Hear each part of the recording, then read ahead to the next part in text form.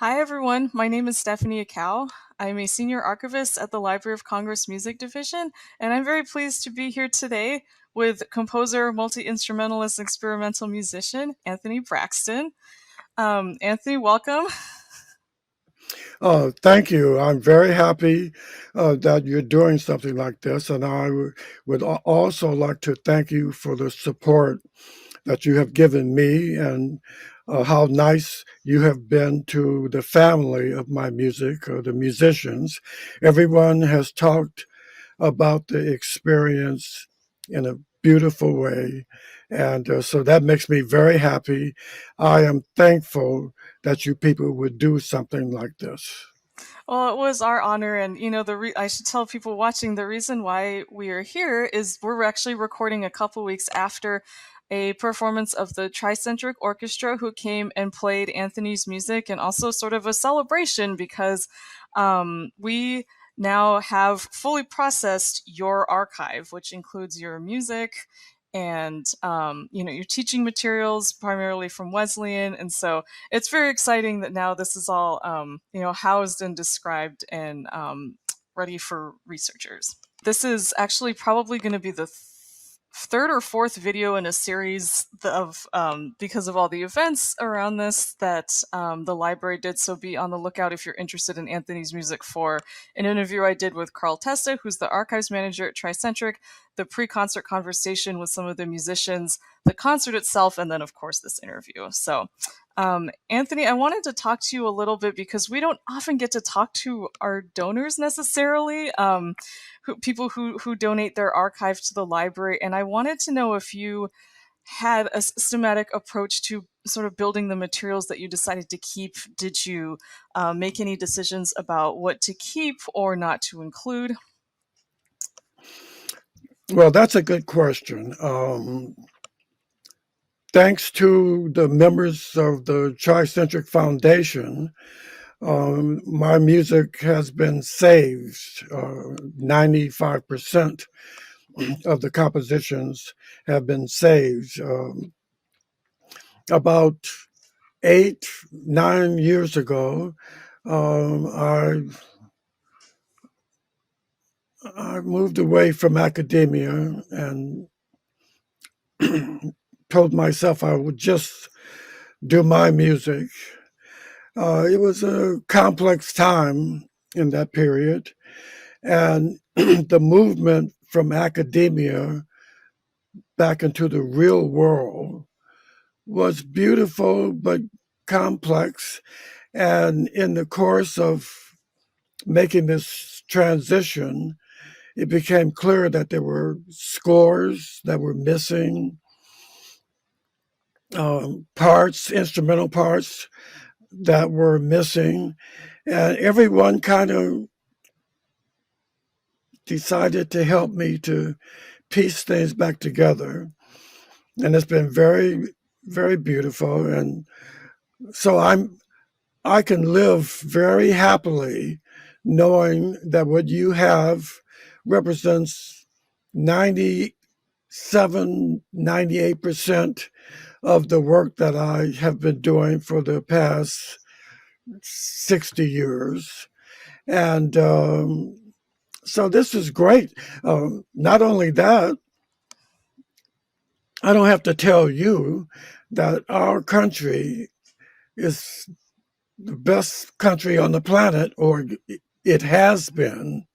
And here we are moving into a complex space. I'll talk some about that later. I mention it now in the sense of saying the music that I've been working on for the last 60 years um, has meant everything to me. And I bow to the great people of Europe for the support they have given me. It's very different than what's been happening in America. I love my country, but the systems which have been pushing, I'm talking about popular music and the narrow framework that allows musicians and composers to be represented on television or something like that. In fact, when I think about the work that I've been doing, I sometimes laugh and will say to myself or others that my work is under the underground. And only a small group of people in America would even know about it because it's not on the television, it's not on the radio for the most part. I say this, and I do not mean to complain about it. In fact, I made the decision to embrace music as a life and spiritual position, and I was not fooling myself in the sense that there would be opportunities to become successful monetarily, when in fact it's always been clear for me that the musics that interest me the most were musics which not everyone in our country even know about. Not just restructural modern music, but going back to Johann Sebastian Bach or Mozart, um, Scriabin, Arnold Schoenberg, Karlheinz Stockhausen, John Cage. When I think about how fortunate I have been to learn about this area of the music, it became clear to me that my life's work would be an extension of the work of the great men and women who have made it possible for us to be, state of the state in terms of trying to push forward the non-commercial musics.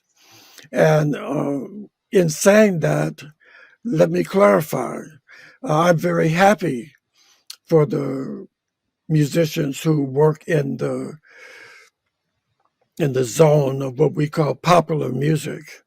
In fact, just the other day, I pulled out some of my old Johnny Mathis records, and I've always tried to be a professional student of music. And so in this time period, I'm checking out K-pop, this South Korean group, which I ran into their music accidentally, and it blew me away. And also the Norfolk, Virginia Spartan Marching Band would turn me upside down. I did not realize how the continuum of marching music has, like everything else, gone forward. And more in this time period, I'm checking out all of the marching music, whether it's the Spartans or the Great Alabama uh, Marching Group, the Great Texas marching ensembles.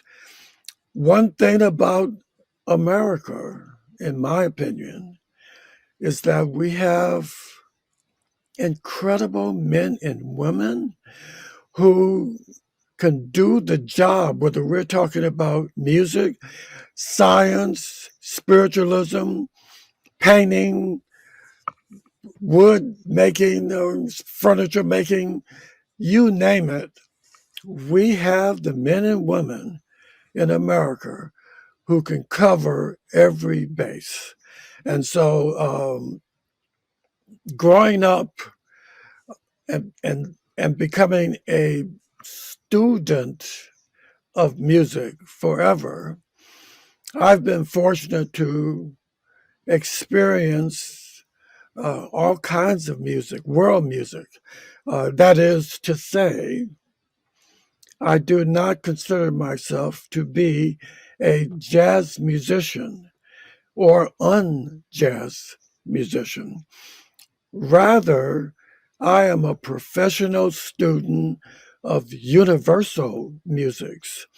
And it's this position is not a position that can be learned about in one lifetime.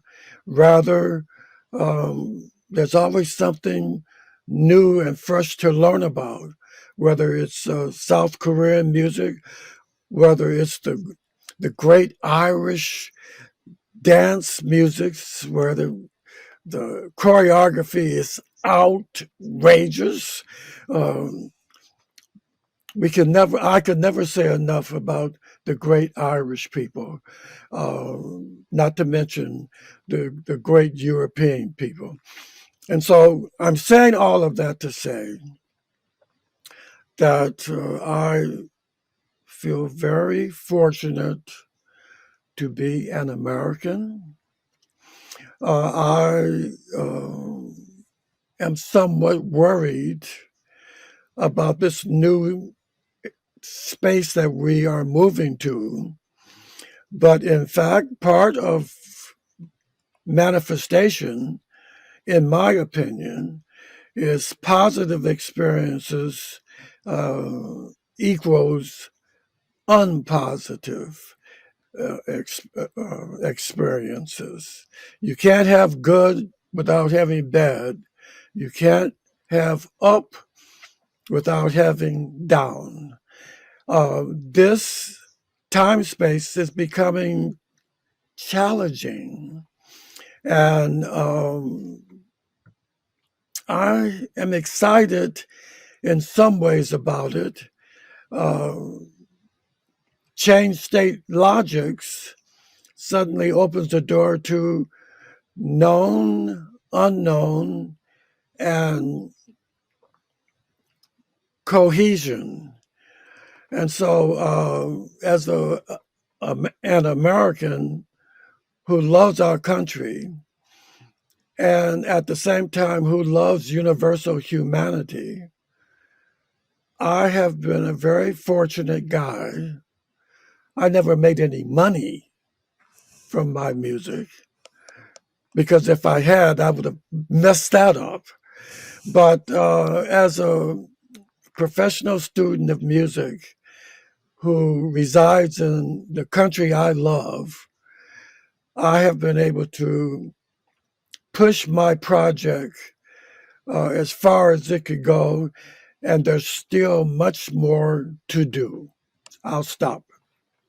I think it's interesting that you brought up dualities because I feel like a very, I guess, in some ways recent, in some ways not so recent example of where that is really explored is in the Trillium Opera Complex. Um, and I was wondering, like I talked with Carl about like the influences of science fiction and horror in Trillium, and also how it's an embodiment of your Triaxiom writings. What other sorts of influences have made their way into Trillium now that this you've been writing these operas for a number of decades, and a lot has happened? At this point in time, I think I have something like 23 acts from, say, 6 or 7 operas. The goal for me is to have an opera complex that will consist of 36 acts that can be put in any order, which in itself is part of the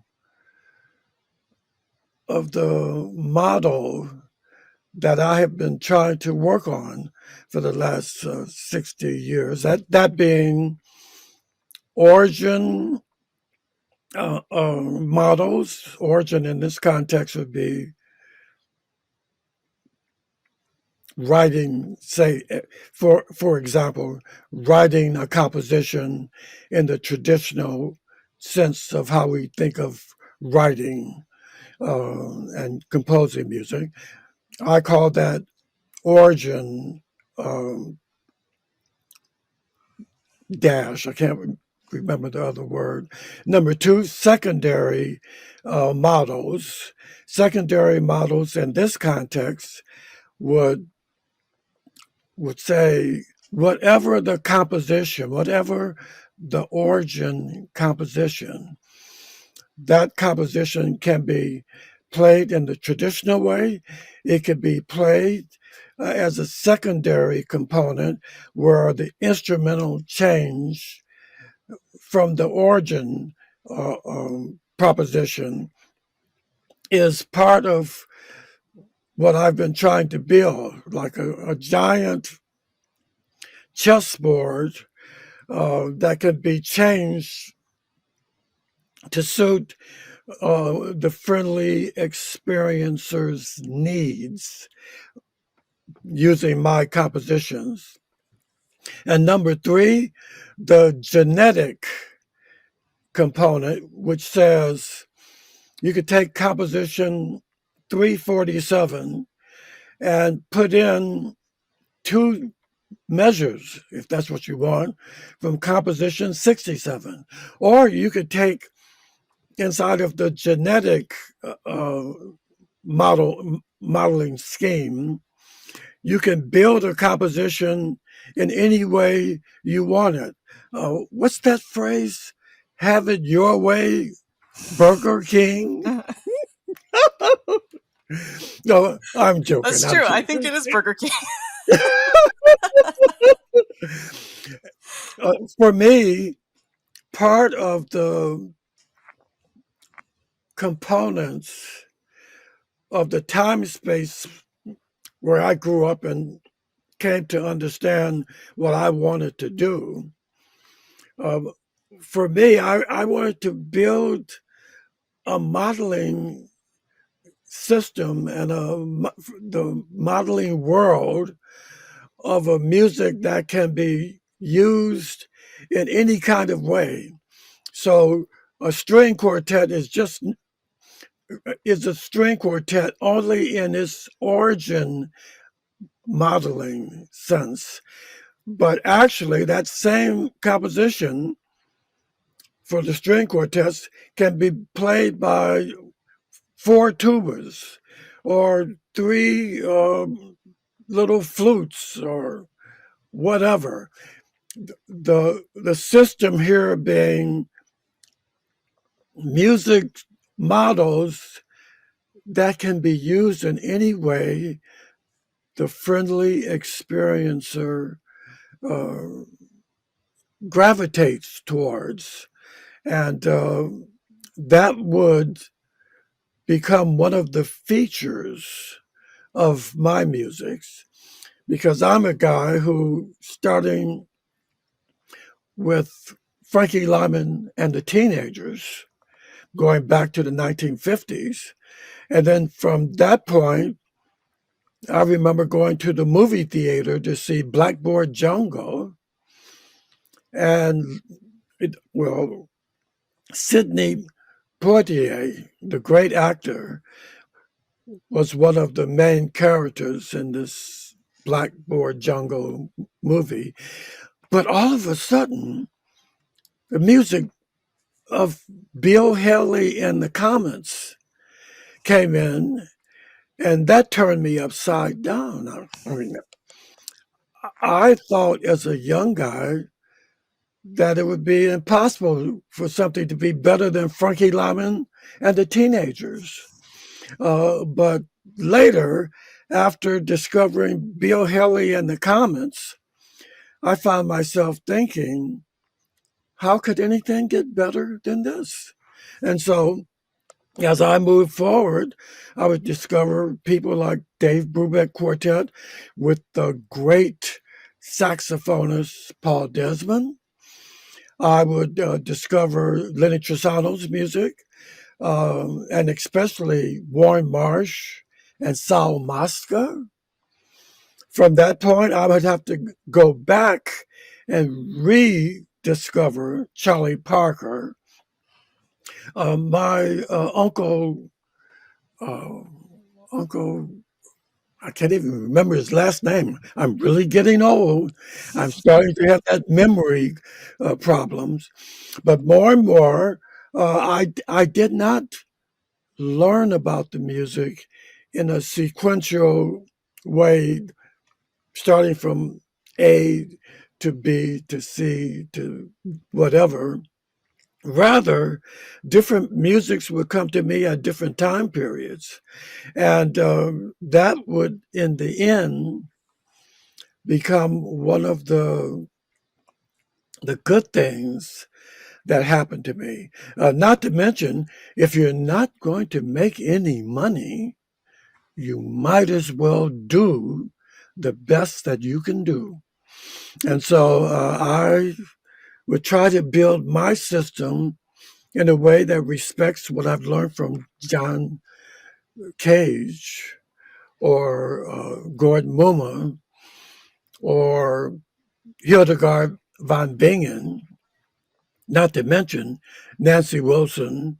Um, oh my God, there's so many great singers and vocalists and instrumentalists. Lawrence Welk, for instance, would be another of my heroes. Music is all around us. And in the case of the great America that we are in, there's always something fresh coming up, including fresh as related to traditional musics, going back all the way to Shostakovich or anyone. Music is music, especially when it's music. I would put it like that. I know you use the term friendly experiencers, not only for the musicians on stage during a performance of your music, but also the audience members. But it seems to me like, even though you call yourself a professional student of music, which I would agree with, part of, like a huge part of your thinking is has come from actually you being a friendly experiencer of all music throughout your life, is what it sounds like. You seem open to listening to anything, and that seems to have played a lot into your compositions and your experience just as a musician in the world. Would that be an accurate statement? I think you put your finger on it in a very clear way. And yes, I have tried to embrace different musics from different experiences. Um, in the past, I would be put down as not being black enough. Um, Now I'm accused of not being white enough. But it's okay. At least they're talking about me. Part of my journey has been to meet people, especially people whose experiences has been very different than mine, and to have friendship and to learn from people. And you can't learn from people if you think that you are more than quote unquote people or specific kinds of people or something like this. And so I was very fortunate in a strange kind of way to one, be broke all the time, two, to meet people, even people who were outside of my zone, who in some ways could be called enemies, when in fact you can't have enemies if you don't accept those terms. And three, I've tried to work with young people who were attracted to my work and to bring them into the circle. From the beginning, when I was a teenager, I noticed that the young ladies would go so far with the music and then suddenly disappear. And I had no understanding of what was happening then. In fact, I was one of the regular guys who, when thinking about women, I never really thought about why why weren't there more women playing this kind of music. Later, I would discover that well, there are not more women playing this music because there are not more guys trying to help out. And as such, part of my axiom list was to investigate the great women composers and instrumentalists and bring them in to the circle. And as such, I have learned a lot from a zone that I could not have formulated by myself. Uh, People need people, and men need women, and women need men. And I seem to be living in a time space in this period where a new balance is coming in, a balance that consists of men and women, and it feels healthier and healthier. And if we don't blow up our planet with H bombs and all of the new weapons, it it could be really something to be in a world where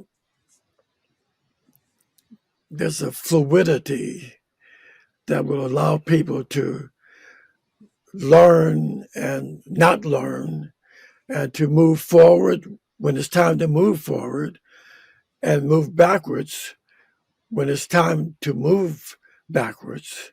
The understanding being history is as flexible and mobile as the idea of the future or the idea of the real time moment. Everything, in my opinion, is moving in change state logics that, in my system, could be expressed with the phrase tricentric modeling. Uh, and so I've been fortunate when you have something that you love and that you can work on it, you are really fortunate. And I have hope that our educational system, which just a couple of days ago got obliterated, but that our children will get a good education. Life is changing, and we need to go back and study the past. We need to study the real time moment. And for those interested, to postulate and dream about what the future could be about. I have a feeling I might not have answered your question, but what can I say? Well, speaking of the future, I wanted to know, for musicians who are curious about your music and maybe approaching it for the first time, where do you recommend they start? Is there something? What should they understand before they start trying to play it? Do they need to possess any sort of? They need to be at a certain level of technical proficiency. What are your thoughts for those who are curious? I would say start with something from my system. And if you don't like it, it's okay. That's fair. Um, I'm the guy who, when I was a young guy, I said, well, I don't like opera. I hate opera. In fact, I hate Wagner. Okay. So at 40 years old, I went to this opera performance of composition was Wojciech. You have Schoenberg, and what is or Alban Berg. Berg. Hmm. Alban Berg's Wojciech turned me upside down. Here's the guy who was certain that I hated opera in my 20s and 30s and in my teens, but experiencing Wojciech turned me upside down. From that point on, you can find Braxton running around Leipzig trying to get all the scores from Wagner. Uh, the composer who I hated the most turned out to be one of the composers who made my life better, who helped me understand the importance of opera and the beauty of opera. And so I would say, in trying to respond to your question, buy whatever music or composition you want to hear and check it out. If you hate it, all I ask is to really hate it. Don't halfway hate it. I'm not interested in the middle ground. But if you're open to going forward, there are something like 450 compositions. Um, let's say you hate all of it. As far as I'm concerned, you have won. It's no problem. Life is not about me, but creativity is profound and has a way of helping you move in the direction you want to move in. And so I'll never forget, I was cheating in grammar school, uh, went with my girlfriend over to Harold Jones's house, and I I saw their record collection, and I picked it up, and it was Dave Brubeck um, at the someplace at the Pacific or something, and I recall laughing. I said, "Look at these guys. This is not jazz." There was a drawing of the quartet, College of the Pacific. That's right, Jazz at the College of the Pacific was the name of the LP. And I remember saying, okay, I'm going to put it on.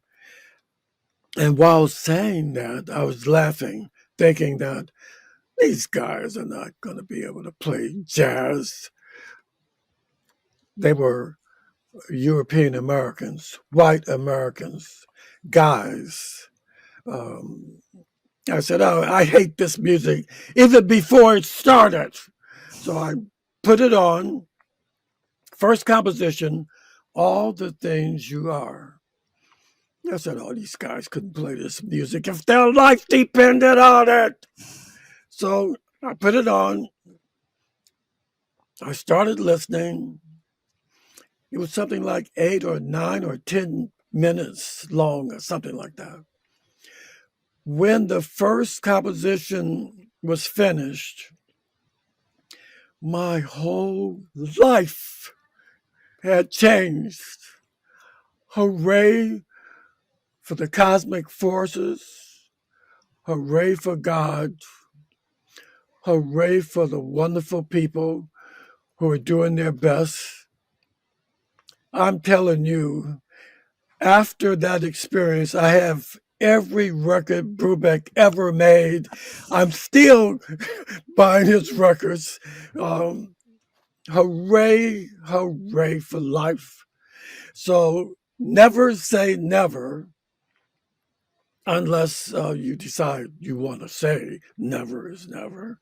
And whatever can help move you forward, I wish you the best in your life. My hope is that everyone can learn more about themselves and how to work with yourself and how to get the best out of yourself. And it starts with the realization that you actually exist. But that existence goes by very quickly. And a special hurrahs for the men and women who have been able to understand themselves and to work with themselves.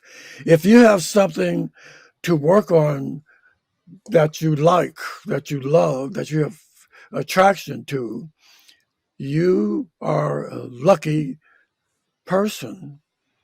And the hope is for all of us is to find a way through manifestation in a way that's positive and, of course, in a way that's not positive because you need both polarities working for you.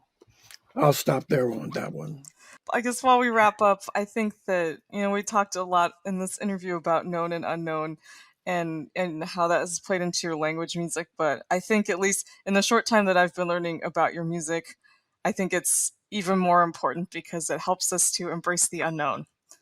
And I think that's really important for the time that we live in. And playing your music seems to make musicians less afraid of what we don't know. And so I want to thank you very much for your time today, Anthony, and for your work. Well, I would also say thanks to the Library of Congress and the men and women who are doing the good work. And I am grateful and honored for the support you have given me. And I thank you. My hope is that as we go into this new change state environment, that we will learn positive lessons going through it. Because everything that happens has positive and negative components that can make us stronger and with the hope of becoming better and better. And so I thank you, and we'll stop it. Have a good day today. And I might even have a white wine after this. Oh, I think you deserve it. Well, Anthony Braxton, thank you so much again for your time. Enjoy your wine, and we'll keep enjoying your music. Thank you very much, and have a good day today. Thanks.